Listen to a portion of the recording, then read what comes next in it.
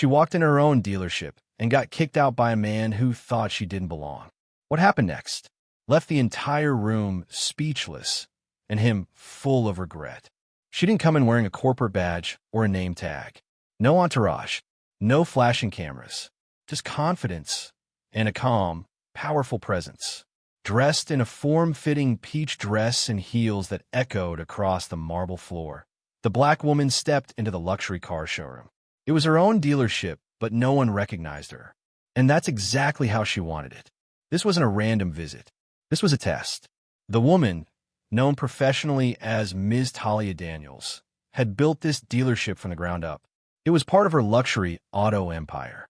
And today, she went undercover to see if her staff lived up to the values she preached: respect, inclusion, and professionalism. The showroom buzzed with clients, mostly wealthy, mostly white, mostly male. A launch event for the latest Rolls-Royce had drawn an elite crowd.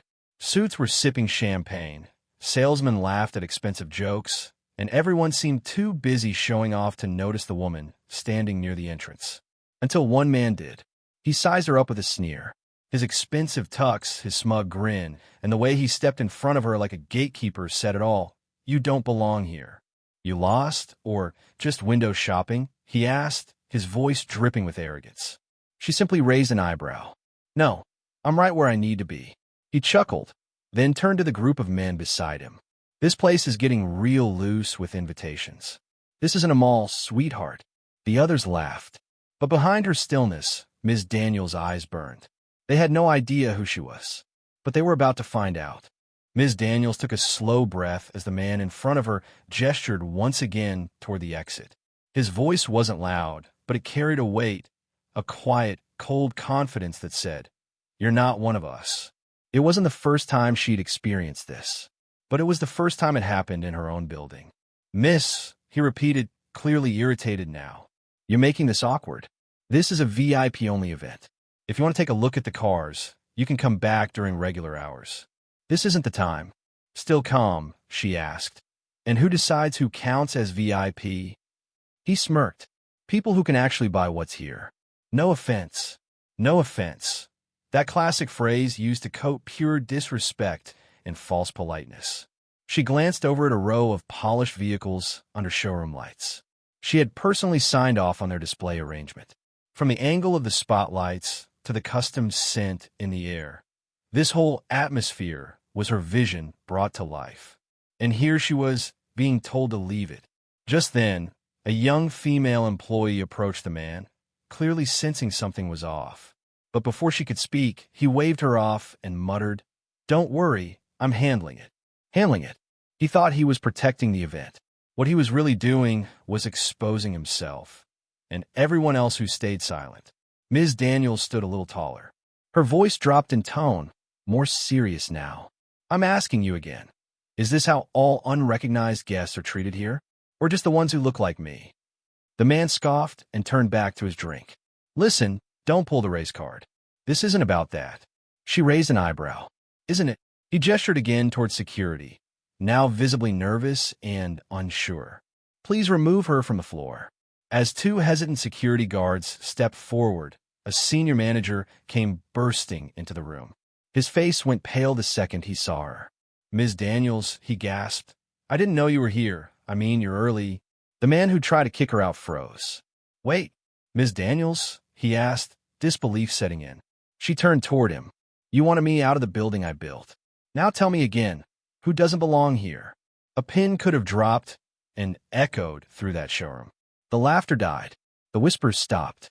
The drink stayed frozen midair as every guest and staff member processed what had just happened.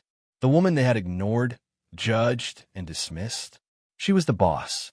Ms. Talia Daniels didn't raise her voice. She didn't slam her heels or yell for justice. No, she simply stood tall and let the silence work for her. The man who tried to eject her, now stammering, reached for an excuse. "Look, I didn't know. I thought." She cut him off with a calm but firm tone. "That's the problem. You didn't think at all. You just assumed. You saw my skin, my dress, and my silence, and you built your judgment from that. Nothing more." He looked around for support. None came. Not from the crowd. Not from his staff. Everyone was too stunned or too ashamed. She turned to her employees next. "And what about you?" she asked. "The ones who should have recognized me, who claimed to represent this brand. You watched this man belittle someone in your own space and didn't say a word." One younger employee stepped forward nervously. "Ms. Daniels, I wasn't sure if—" She nodded. "Exactly. You weren't sure. But silence is a choice, too." She gestured around. "Do you know how many women like me are treated like they don't belong in spaces they work twice as hard to earn? Do you know how many walk into boardrooms and dealerships and are met with suspicion instead of service?" She looked directly at the man once more. "I don't need you to apologize. I need you to leave." Security didn't hesitate this time. They escorted him out, his face now stripped of arrogance and replaced by public embarrassment. The room stood still as Ms. Daniels turned her attention to the audience. "This isn't just about me," she said. "This is about what we allow, what we overlook, what we laugh off. Today, this dealership failed, not because of one man, but because of everyone who watched it happen." And just like that, everything changed. What happened in that showroom was meant to be private, a moment of confrontation, of truth, of reckoning. But the internet had other plans. And in turn, a 19-year-old videographer working part-time had been filming behind-the-scenes content for social media. When the incident broke out, she kept rolling. She never intended to expose anyone. But when she watched the playback later that night, she realized she'd captured something powerful. The next day, a 45-second clip hit TikTok with a caption, "We try to kick out the CEO of her own dealership." Within hours, it exploded. 100K views. Then 300K. By the time Ms. Daniels even saw the clip, it had over 1 million. The comment section was a flood of emotion. "This woman is a legend. Never underestimate a black queen. She handled that with so much class. I'm shook. This is what real power looks like." People praised her for her calm authority, her intelligence, and her ability to expose injustice without ever raising her voice. Mainstream news outlets picked up the story. Podcasts talked about it. Influencers reposted it. But Ms. Daniels didn't gloat. Instead, she issued a single, powerful statement. "Let this be a reminder. Diversity without action is decoration. Respect must live in the details." Internally, she doubled down. White heavy checkmark, all employees were required to complete new inclusivity and bystander training. White heavy checkmark, secret shoppers from varied racial and economic backgrounds were introduced across all 9 of her dealerships. White heavy checkmark, and a new hotline was opened for clients and staff to report subtle or overt discrimination anonymously. Far from damaging her brand, the incident elevated it. Sales increased. New clients said they came because they respected how she stood her ground. Even competing dealerships started reevaluating their training programs. As for the man who caused it all, he issued a weak apology via social media. Too little, too late. Ms. Daniels never responded. Because for women like her, success is the loudest response. Months passed, but the story didn't fade. If anything, Ms. Daniels' stand became a blueprint for business owners, for young entrepreneurs, for women who had ever been told, "You don't belong here." She was invited to speak at university panels, women's leadership forums, and even a TEDx stage. Her topic? Owning the room, even when they think you shouldn't be in it. Her words echoed far beyond the stage. Real power isn't loud. It's steady. It's walking into a room, knowing who you are, and not needing anyone else to confirm it.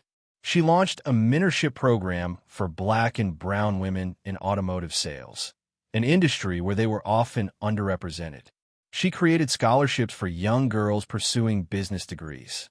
She even helped fund diversity training programs for other dealerships. Yes, even her competitors. Why?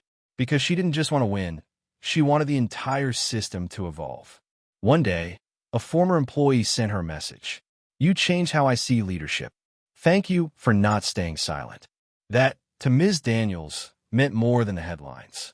Her story reminded the world that luxury isn't just about expensive cars or shiny floors. It's about dignity, about integrity, about making sure no one gets left at the door just because they don't look like they belong. If this story moved you, share it forward, and don't forget to subscribe to Moral Mirror your go-to channel for true stories that reveal character, courage, and truth.